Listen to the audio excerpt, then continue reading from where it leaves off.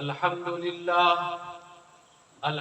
لله نحمده ونستعينه ونستغفره ونؤمن به ونتوكل عليه ونعوذ بالله من شرور أنفسنا ومن سيئات أعمالنا من يهده الله فلا مضل له ومن يضلله فلا هادي له ونشهد أن لا إله إلا الله وحده لا شريك له ونشهد أن سيدنا وشفيعنا ومولانا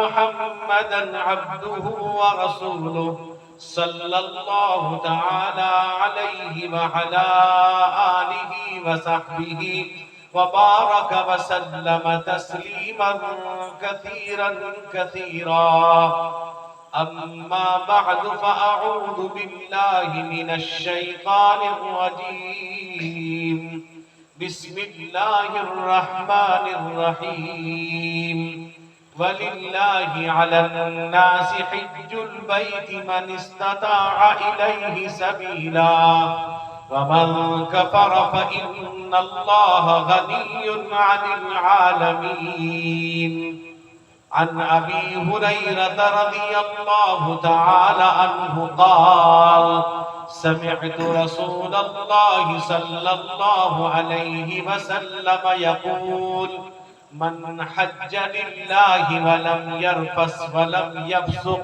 رجع كيوم ولدته أمه متفق عليه أو كما قال عليه الصلاة والسلام. علماء کرام، معزز حاضرین، میرے بزرگوں، بھائیوں، جوانوں، قابل قدر میری مائیں اور بہنیں، آپ حضرات مسلسل حضرات علماء کرام سے قرآن و حدیث کی باتوں کو سماعت کر رہے تھے.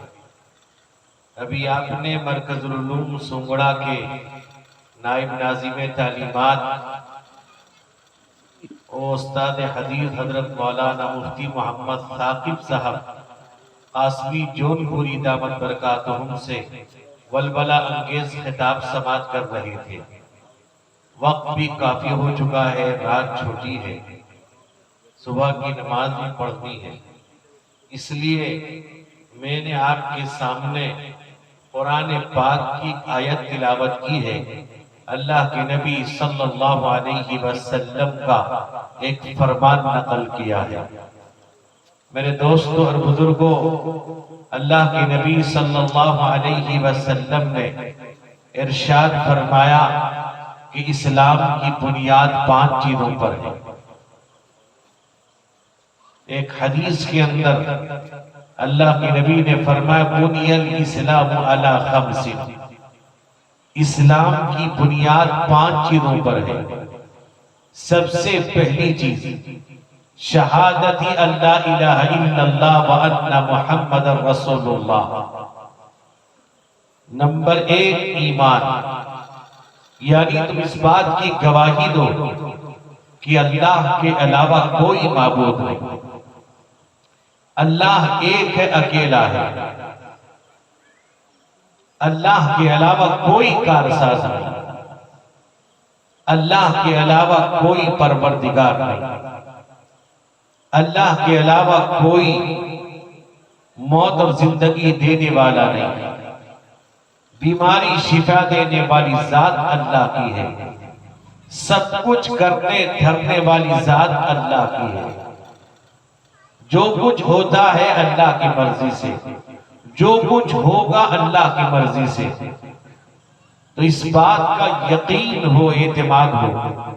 ہم اپنے آپ کو مسلمان تو کہتے ہیں، لیکن ہمارا عقیدہ یقین بگڑا ہوا ہے، اور اس کی وجہ یہ ہے کہ ایمان کے بعد جو سب سے افضل عبادت نماز ہے، وہ ہم اس سے کوسوں دور ہو گئے.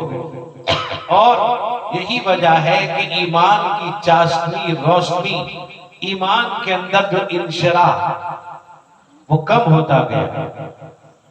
میرے دوستوں اور بزرگوں، صحابہ تو وہ تھے جب ان کے سامنے قرآن پاک کی تلاوت کی جاتی تھی، قرآن بیان کرتا ہے کہ ان کا ایمان بڑھ جاتا تھا۔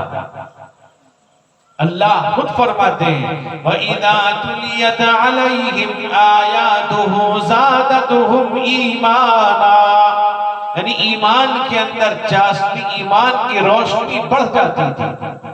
وہ قرآن پاک پڑھتے تھے کام جاتے تھے، وہ قرآن پاک پڑھتے تھے آنکھوں سے آنسو گرنے لگتے، وہ قرآن پاک پڑھتے تھے تو پورا بدن کام جاتا تھا، اس لیے کہ یہ اللہ کا کلام ہے۔ تو ہمارا ایمان اگر مضبوط رہے گا، یاد رکھیے تمام حالات سے ہم نمٹنے کو تیار ہو جائیں گے۔ صحابہ اکرام جو میدان میں آتے تھے، میدان کارزار میں، اور میدان کارزار کے لیے مستعد رہتے تھے، اس لیے کہ ان کا یقین تھا کہ موت اور زندگی اللہ کے ہاتھ میں، اللہ کی مرضی کے بغیر کچھ نہیں ہونے والا۔ وہ جانتے تھے، قرآن کہتا ہے وَلَن يُؤَخِّرَ اللَّهُ نَفْسًا إِذَا جَاءَ أَجَلُهَا، کہ اللہ تعالیٰ جس کا وقت آ جائے گا ڈھیل نہیں دیں گے، مہلت نہیں دیں گے، یعنی جو کچھ ہوگا اللہ کی طرف سے ہوگا۔ میرے دوستوں بزرگوں، آج ہمارا ایمان مضبوط نہیں ہے، ہم ہیں مسلمان کہلاتے ہیں لیکن ہمارا عقیدہ دل بگڑا ہوا ہے، یعنی ہم اس بات کا یقین کریں، اس بات پر ہم جم جائیں کہ اللہ کے علاوہ کوئی معبود نہیں۔ قرآن کیا کہتا ہے ان الذین قالوا ربنا اللہ ثم استقاموا تتنزل علیہم الملائکۃ الا تخافوا ولا تحزنوا۔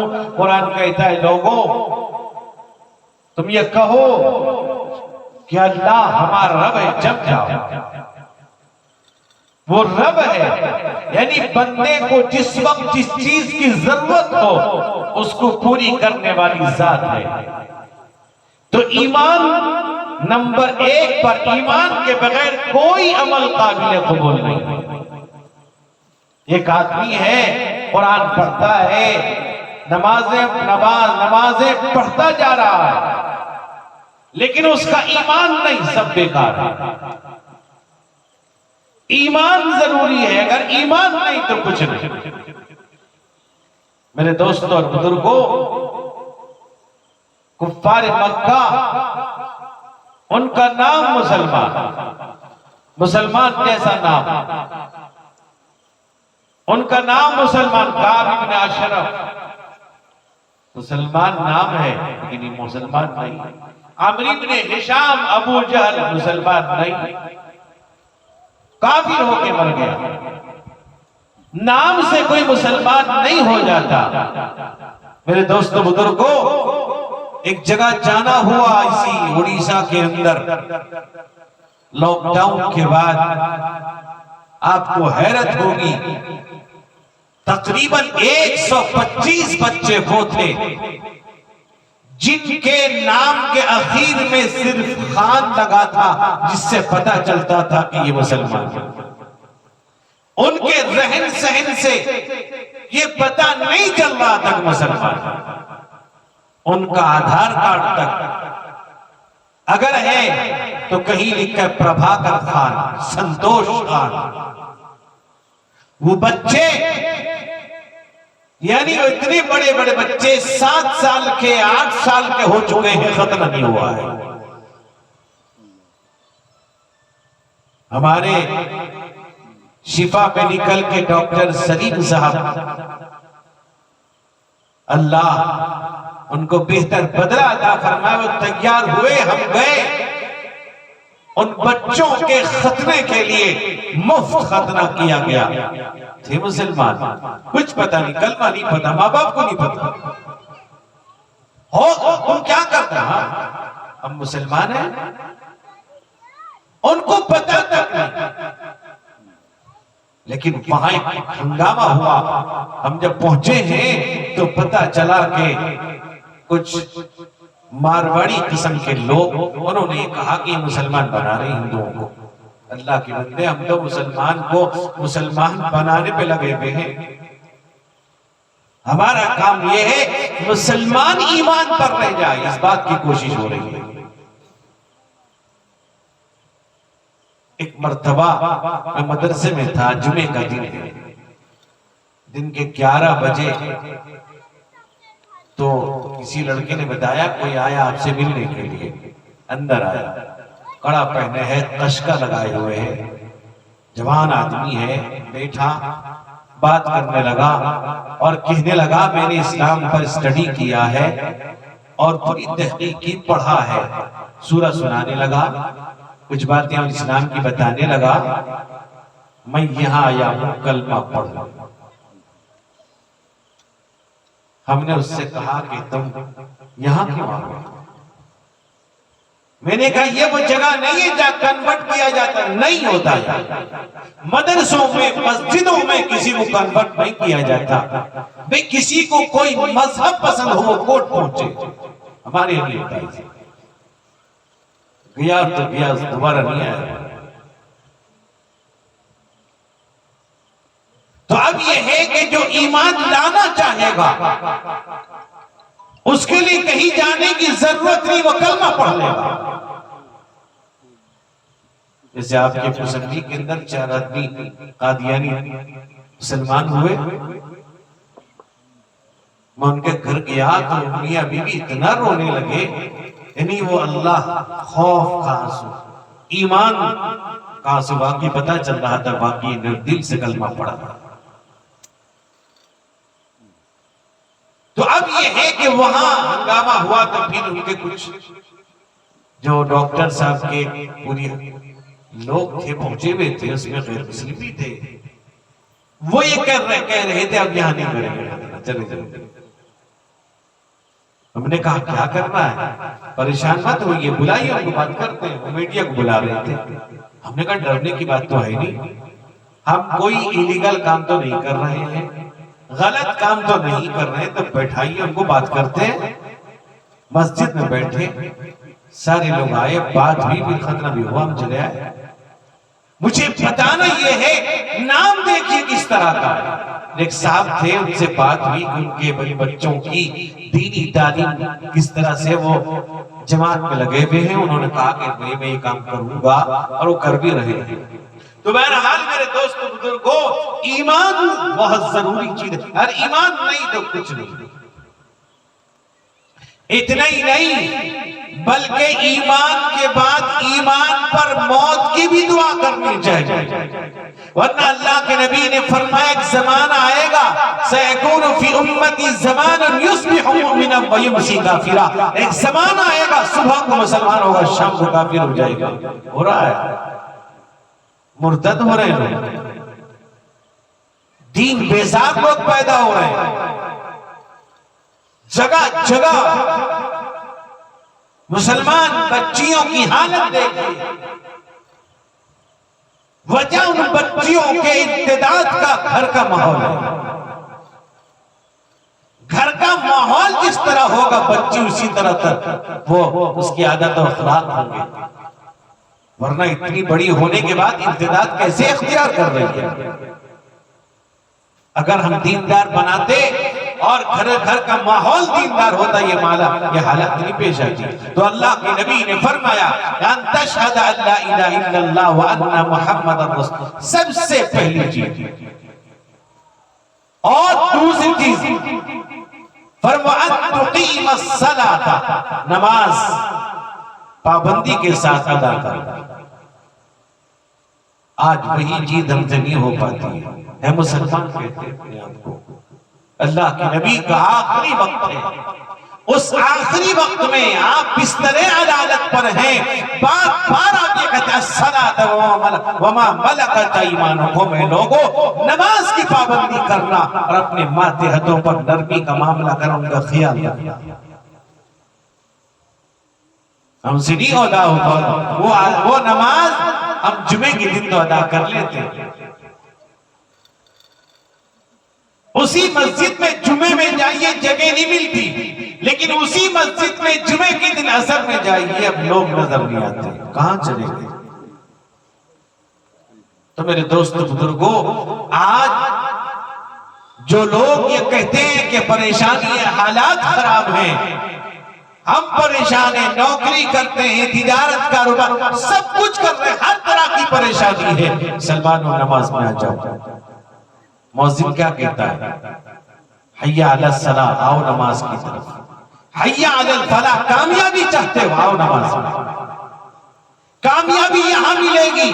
اور خاص طور پہ میرے دوست بزرگوں، فجر کی نماز اگر کوئی پابندی سے پڑھے گا، اللہ اس کے رزق روزی کا مسئلہ حل کر دے گا۔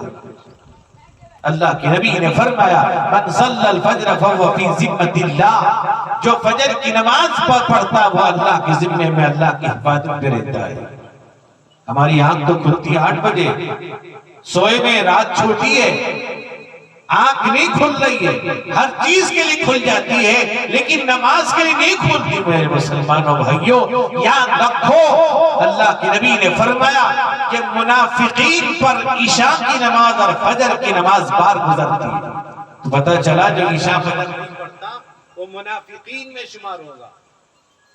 اور حدیث میں آتا ہے کہ عشاء کی نماز اس امت کی خصوصیت ہے، کسی اور امت کو نہیں دی گئی۔ اللہ کے نبی نے فرمایا لو یعلم الناس ما فی العتمۃ والصبح اتوہما ولو کان حبوا، فرمایا عشاء اور فجر کی نماز کے بارے میں اگر لوگوں کو معلوم ہو جائے اس کے اندر کیا فوائد ہیں، کیا منافع ہیں، کیا برکت ہے، کیا نعمت، کیا رحمت، اللہ میرے دوستو فرماتے اللہ کے نبی کہ وہ اگر چلنے کی طاقت نہیں ہوگی، وہ سرین کے بل کھسک کے چلتا ہوگا تب بھی وہ نماز میں آ جائے گا۔ میرے دوستو بزرگوں، آج وہ ہم سے نہیں ہو پاتا۔ اگر ہر گھر میں، ہر گھر والے اگر نماز کی پابندی کر لیں جو افضل عبادت ہے، میرے دوست بزرگوں یاد رکھیے اللہ ہمارے ایمان کی بھی حفاظت کرے گا۔ جو نماز کا پابند ہے یاد رکھے، اس بات کا یقین کر لے اللہ اس کے ایمان کی موت تک حفاظت کرے گا۔ جو نماز کا پابند ہے اس کے ایمان کا بھروسہ بھی نہیں، کب پھسل جائے، کب چلا جائے۔ اور میں ایک بات کہتا ہوں، جو نماز کا پابند ہے، پابند ہم نماز پڑھتے ہیں تو اللہ پر احسان نہیں کر رہے، اللہ جھکا دیتا اس کا احسان ہے، اللہ اپنے گھر بلا دیتا اس کا احسان ہے۔ میرے دوست بزرگوں، مسجد وہ جگہ ہے جہاں 24 گھنٹے اللہ کی رحمت برستی ہے، تو آپ مسجد آ کے اللہ کی رحمت میں آ جاتے ہیں، بتلائیے کتنا سکون ملتا ہے۔ بعض وہ نمازی ہیں جن کو مسجد کے علاوہ کہیں سکون ہی ملتا ہے۔ میں ایک جگہ گیا، ایک صاحب تھے کہنے لگے ہمارے والد صاحب عمر زیادہ ہو گئی ہے تو مسجد جاتے ہیں، کبھی کبھی استنجا بے خیالی میں کر دیتے ہیں اور پھر وہ اذان بھی جا کے دیتے ہیں پابندی سے، سننے کو تیار نہیں۔ ان سے آپ کہہ دیجئے کہ بھی آپ نماز کے وقت چلے جائیے، یا یہ ہے کہ دن میں جائیے رات میں گھر میں پڑھ لیجئے۔ مریض بھی تھے، ان سے میری بات ہوئی، لیکن ایسا دھن تھا ان کو، یعنی وہ ایسے دیوانے اللہ کے تھے، کہنے لگے مولوی صاحب سب کچھ کہیے میں یہ چیز نہیں چھوڑ سکتا، طوفان ہو جائے، سیلاب آ جائے، میں جا کے اذان دوں گا اور نماز نہیں پڑھوں گا۔ ہم نے کہا یہ اللہ کے عاشق ہو چکے ہیں، روکو، اللہ کی رحمت کے سائے میں آ جاؤ۔ اگر 5 دفعہ ایک مسلمان اللہ کی رحمت کے سائے میں آئے گا، اللہ اس کو ضائع نہیں کرے گا۔ پابند نماز کا ہے، اگر اس کی موت ہو گئی یقین رکھیے اس کا ایمان، اس کی موت ایمان پر ہے۔ اگر پابند نہیں ہے یقین کے ساتھ نہیں کہا جا سکتا کہ ایمان پہ مرا ہو۔ اس لیے ایمان کی حفاظت اگر ہم چاہتے ہیں تو یاد رکھیے نماز کی پابندی کریں۔ اللہ اکیلا ہے، وحدہ لا شریک ہے، اس کے علاوہ کوئی معبود نہیں۔ کسی کے سامنے پیشانی نہیں رکھ سکتے. پیشانی جھکے گی تو اسی کے سامنے جھکے گی. قرآن کیا کہتا ہے؟ والذین لا يدعون مع اللہ الہا آخر ولا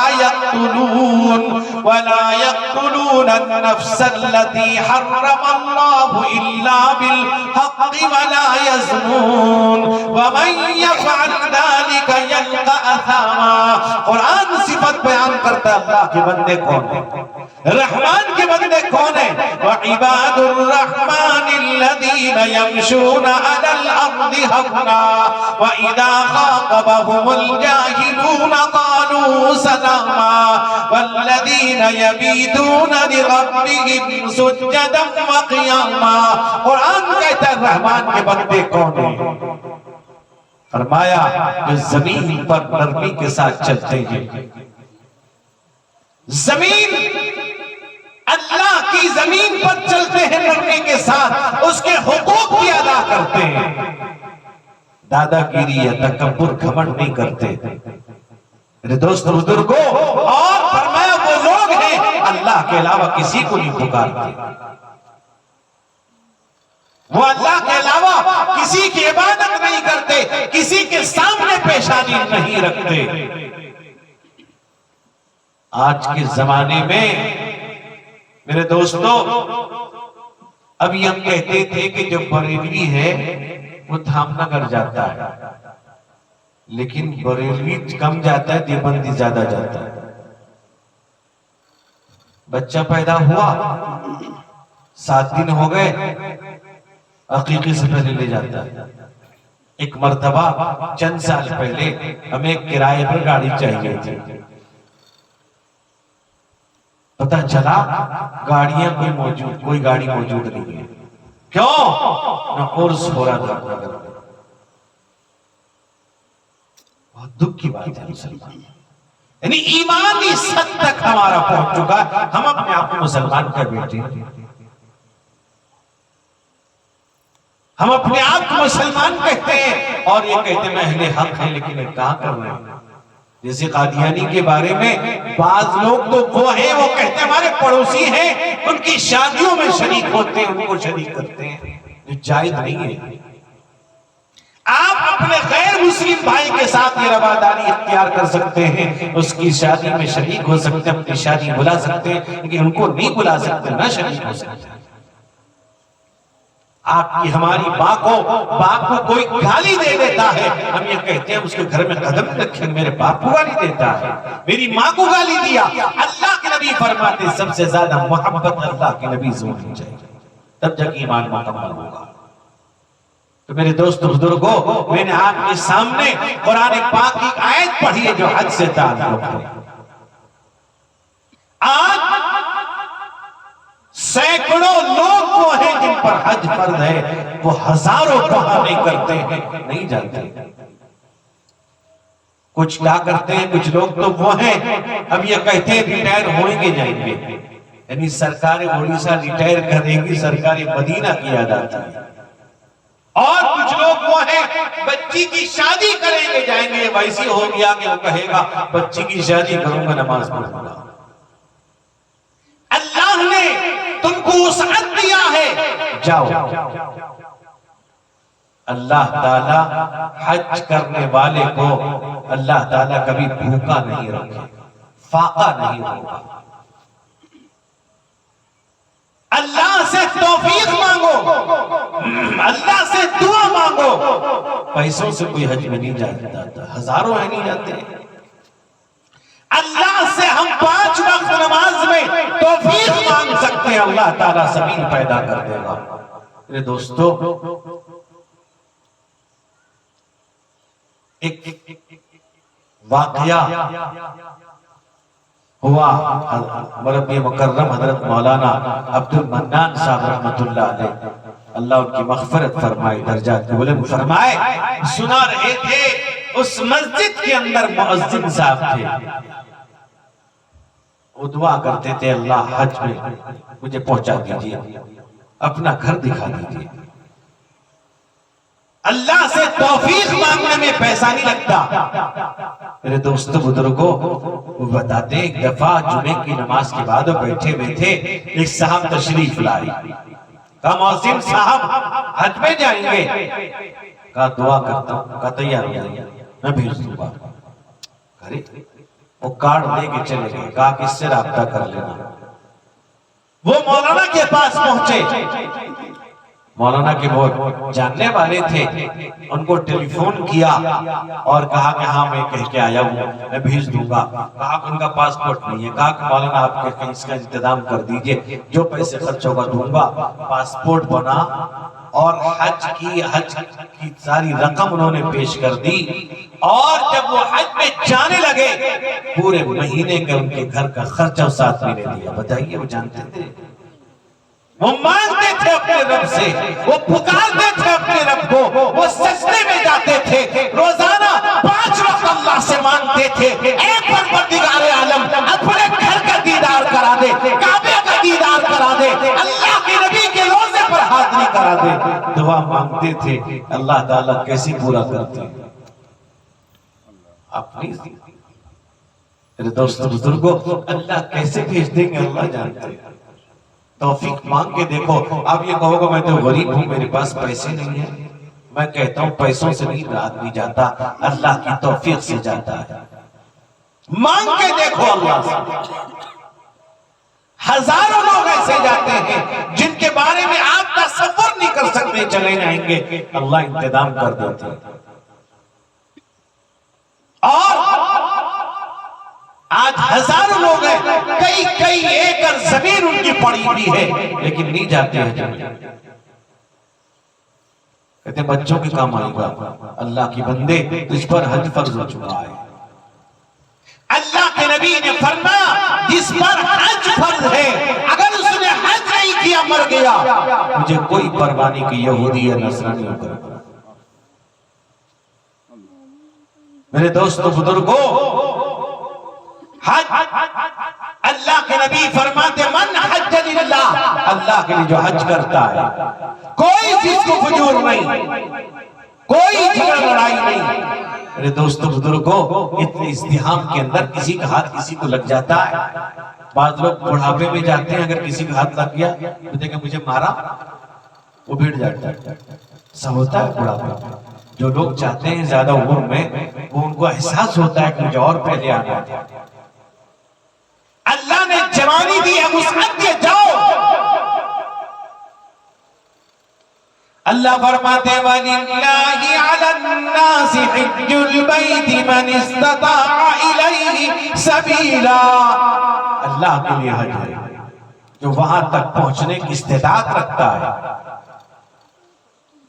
آدمی اپنی بچی کی شادی کرتا ہے، لاکھوں لاکھ روپے خرچ کرتا ہے، تو اس پر حج فرض نہیں ہے۔ فضول خرچیاں جس کو قرآن نے منع کیا، فضول خرچی کو، فضول خرچیاں کرتا ہے، وہ صرف جو دیکھتا ہے دنیا کے اندر اپنی شادیوں کو اسی طرح بنانا چاہتا ہے۔ قرآن کہتا ہے وَلَا تُبَذِّرْ تَبْذِيرًا إِنَّ الْمُبَذِّرِينَ كَانُوا إِخْوَانَ الشَّيَاطِينِ وَكَانَ الشَّيْطَانُ لِرَبِّهِ كَفُورًا۔ قرآن کہتا ہے فضول خرچ نہ کرو، فضول خرچ کرنے والا شیطان کا بھائی ہے، اور شیطان اللہ کا نافرمان ہے۔ طرح طرح کے رسم و رواج۔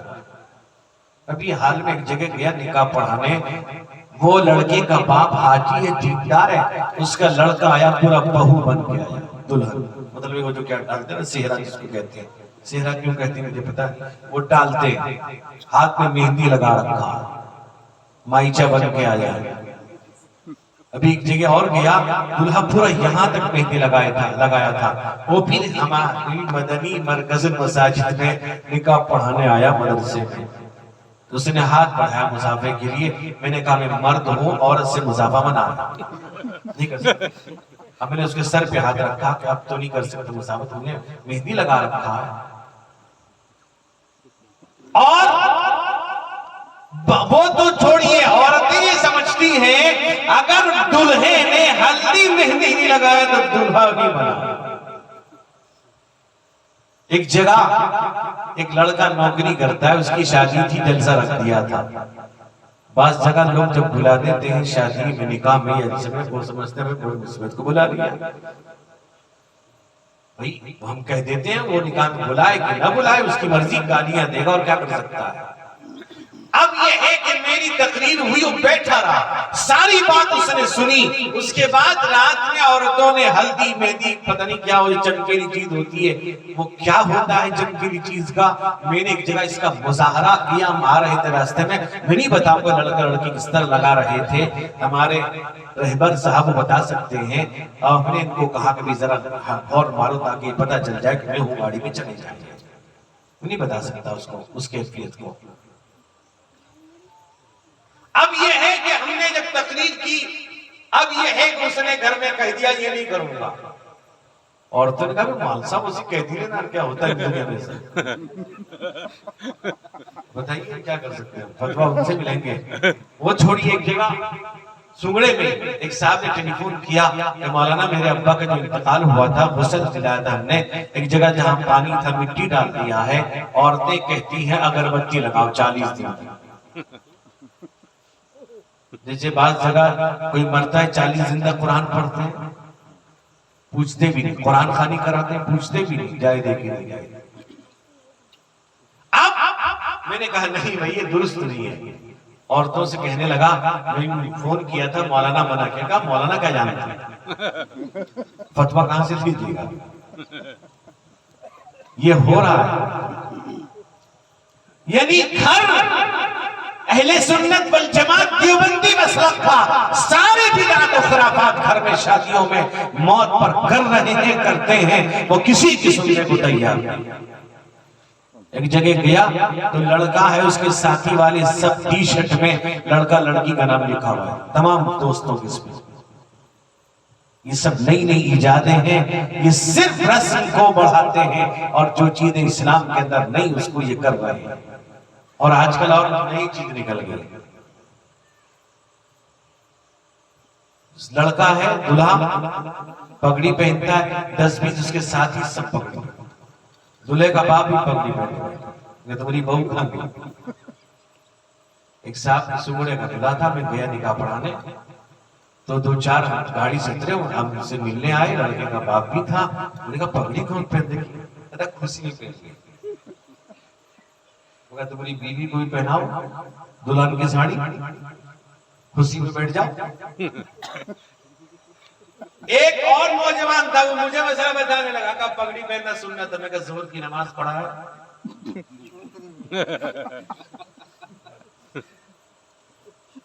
میں کہا لگتا تھا بچپن میں سنت بھی ہوئی. مجھے مسئلہ بتا. میں کہا تجھ کو معلوم ہے؟ تو اب وہ 2-3 پگڑی اتار دیے.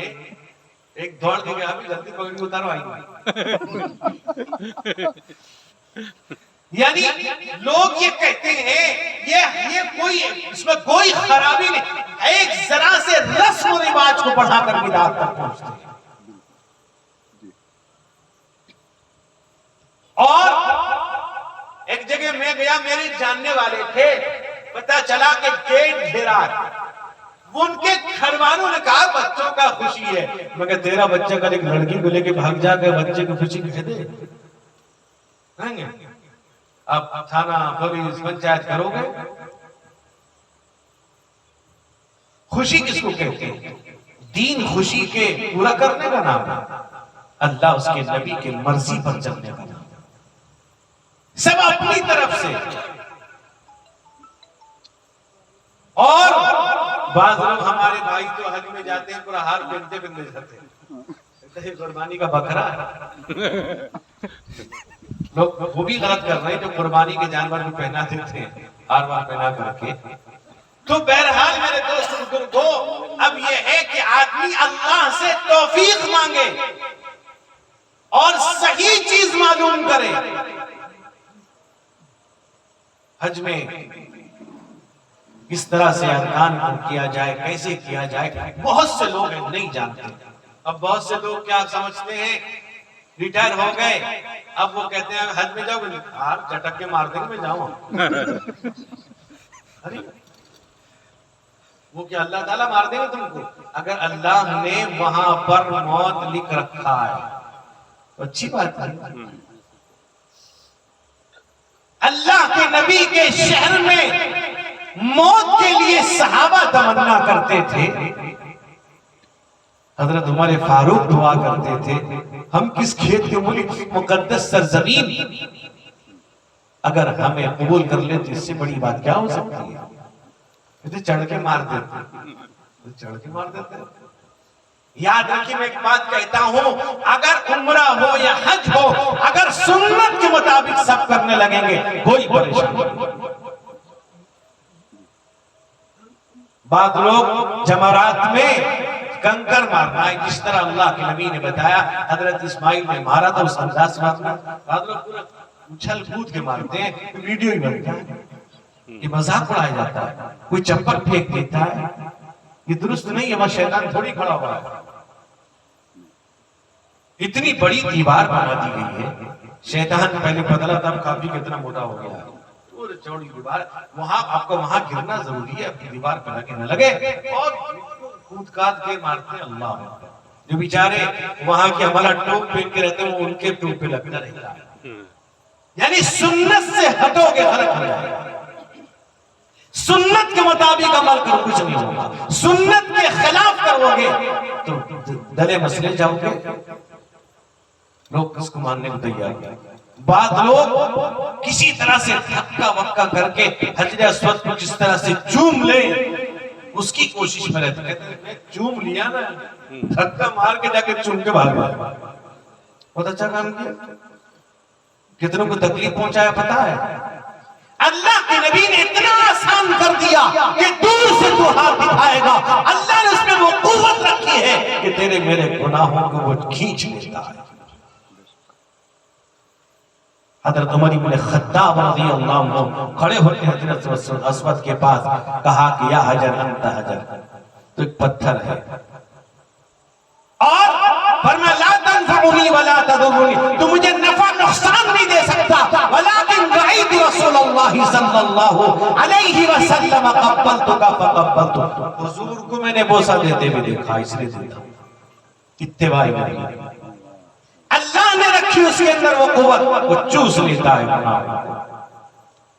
اب دھکا مار کے تکلیف کسی کا سر پھڑتا ہے کسی کی زبان پڑ جاتی ہے. اللہ کے بندوں پوچھو تو مسئلہ کن سے کن. کہتا جو بھی ہو نا چڑھ بیٹھ کے چھیلا پیلا کر کے حجر اسود کو چوم کے بھاگے وہ وار فاخر کرتا ہے. دوستو پوچھ تو لو کم از کم سنت کیا ہے. کسی کو تکلیف مت پہنچاؤ. اور بہت سی ایسی چیزیں ہیں کہ مسلمان دوسروں کو تکلیف دے کر کرتا ہے. میرے دوستو بزرگوں یاد رکھیے کہ حج اگر کوئی کر لے گا اللہ تعالیٰ اس کو کبھی محتاج نہیں کرے گا فاقہ نہیں ہوگا. وہ ایمان سے نہیں پھرے گا انشاءاللہ.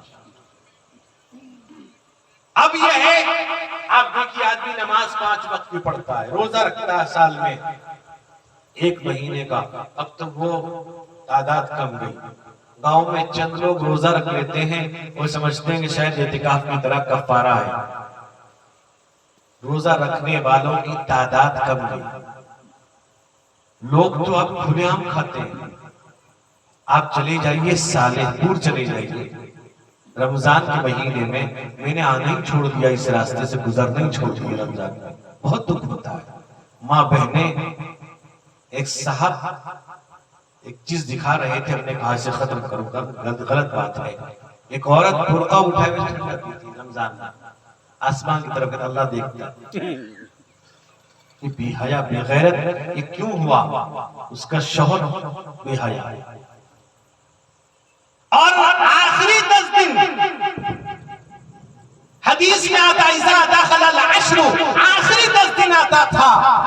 اللہ کے نبی جد و شد میزرہ فرمایا وَأَحْيَا لیلہ وعیقدہ لہو، آخری 10 دن آپ کمر کس لیتے تھے عبادت کے اندر اور انہماک خوب عبادت میں لگتے تھے، خود بھی بیدار ہوتے گھر والوں کو بیدار کرتے تھے۔ ہم تو آخری 10 دن آتا گھر والوں کو لے کے شاپنگ کرنے جاتے ہیں۔ لوگوں میں 2 گروپ ہو گیا، ایک تو یہ سمجھتا ہے کہ رمضان کا مہینہ کھانے پینے کا ہے، دوسرا یہ سمجھ گیا رمضان کا مہینہ شاپنگ کرنے کا۔ یہی غلطی ہے ہماری ہے۔ جہاں دیکھ لیجئے حال ہے، جہاں شب قدر کو تلاش کرنے کا اشرا، اللہ کے نبی نے فرمایا تحروا لیلۃ القدر فی الوتر من العشر الاواخر من رمضان، شب قدر کو رمضان کے آخری 10 دن کی عتاق راتوں میں تلاش کرو۔ 21، 23، 25، 27 اور 29، اور 27 تاریخ کو آپ دیکھیں گے کہاں جاتا ہے شب قدر ہے، دیکھ اللہ تعالیٰ۔ میرے دوست بزرگوں، وقت نہیں بتاتا آپ کو، حضرت ابی بن کعب حضرت سعید بن مسیب کا قول کو نقل کرتا، لیکن میرے دوست بزرگوں اللہ کے نبی نے بتایا 5 راتوں میں تلاش کرو۔ سب سے خوش نصیب وہ ہے شب قدر پا لیتا ہے جو اعتکاف کرتا ہے، اور وہ بھی ہے جو پابندی سے رمضان میں تہجد بھی پڑھتا ہے۔ 27 تاریخ کو مسجد میں ہنگامہ، بریانی پک رہی ہے، چائے بن رہی ہے، نفلی عبادت کے لیے وہ مسجد میں ہنگامہ کرتا ہے۔ اکثر و بیشتر وہ لوگ ہیں کہ جو رات میں آ کر جاگتے ہیں، اور پھر اور کیا ہوتا ہے، جاگتے تو الگ بات ہے، پھر چلتے ہیں دادا کا قبر وہاں، دادی ماں، نانی ماں، سب گاڑی قبرستان جا رہا ہے، کسی کو بتا دیا پوری رات یہ کرتے کرتے صبح کی نماز میں امام صاحب تحیات میں یہ چلے گئے سلسلے فرض نماز، نفل کے لیے فرض ادا نہیں کر پا رہا صحیح طریقے سے۔ لوگ پوچھتے نہیں، کہتے ہیں پہلے کیسا ہوتا تھا، پہلے تو میرا دانت نہیں تھا۔ پوچھ تو لوگ کم سے کم معلوم تو کر لو، پہلے قوالیاں ہوتی تھی، پتہ نہیں کیا کیا ہوتے تھے۔ تو بہرحال میرے دوست بزرگوں، ہر چیز کو علماء سے پوچھ کر کیا گیا۔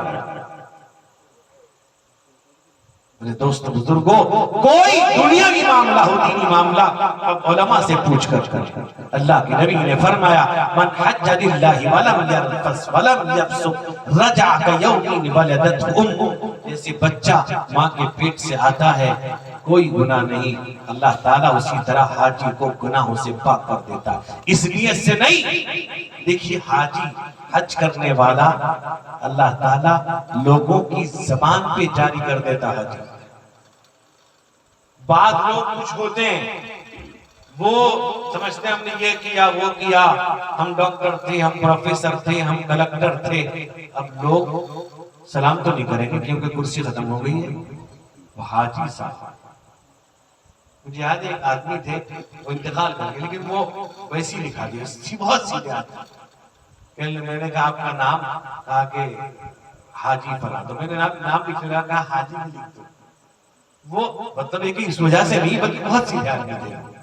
جیسے ایک آدمی تھا وہ حج کر کے آیا، جس دکان سے وہ سودا لیا کرتا تھا راشن وہاں پہنچا، دکاندار سے کہا کہ میرا ذرا کھاتا نکال، باقی کھاتا جو لکھتا ہے۔ دکاندار خوش ہو گیا، حج سے آیا میرا پورا پیسہ دے دے گا، کہا نکال نکال، میرا نام کہاں دکھا۔ جب نکالا کہا کہ میرا نام یہاں ہے، تو اس سے پہلے حاجی لکھ دے۔ میرے دوستو میرے بزرگوں، اس لیے یاد رکھیے اللہ سے توفیق مانگیے، اور اول پہلے میں سب سے پہلے حج میں جائیے۔ اللہ نے وسعت کی ہے، زمین ہے، بینک بیلنس ہے، آپ حج میں جائیں گے، اللہ کبھی آپ کو فقر و فاقہ نہیں دے گا، اللہ تعالیٰ آپ کو محتاج نہیں بنے گا۔ اللہ سے دعا بھی کریے میرے دوست بزرگوں، اللہ تعالیٰ اپنے گھر کا دیدار کرا دے، اللہ تعالیٰ حرمین شریفین کی زیارت کی توفیق ہم سب کو نصیب فرمائے، اللہ تعالیٰ ہمیں حج کرنے کی توفیق عطا فرمائے، اور اللہ تعالیٰ ہمارے مریضوں کو شفا عطا فرمائے۔ اس محلے کے جتنے بھی مریض ہیں ہم سب کے تمام مریضوں کو اللہ تعالیٰ شفا کلی عطا فرمائے۔ اس محلے کے مرحومین، ہم سب کے تمام مرحومین کہ اللہ تعالیٰ مغفرت فرمائے۔ میرے دوست بزرگوں، مربی مکرم حضرت مولانا اشرف صاحب تشریف فرما ہے۔ اسی طرح آپ نے عزیز مکرم مفتی عبد الرحمن قاسمی کا بھی خطاب سنا ہے۔ میرے دوست بزرگوں، ان کے والد میرے استاد محترم کہ جن کی قربانی، جن کی محنت، جن کی دعا کا نتیجہ ہے میں آپ کے سامنے ہوں۔ بہرحال میرے دوستوں، میرے بزرگوں، حضرت والا بھی سفر میں تشریف لے گئے ہیں۔ دعا کہ اللہ تعالیٰ سفر میں کامیابی کے ساتھ، حفاظت کے ساتھ اللہ تعالیٰ واپس لائے۔ اللہ تعالیٰ ہم سب کو نماز کا پابند بنائے، تلاوت کا پابند بنائے، اہل خانہ کے مقصد حسنہ میں اللہ تعالیٰ کامیابی عطا فرمائے، ان کی جائز مقاصد کو اللہ پوری فرمائے۔ وآخر دعوانا الحمدللہ رب العالمین۔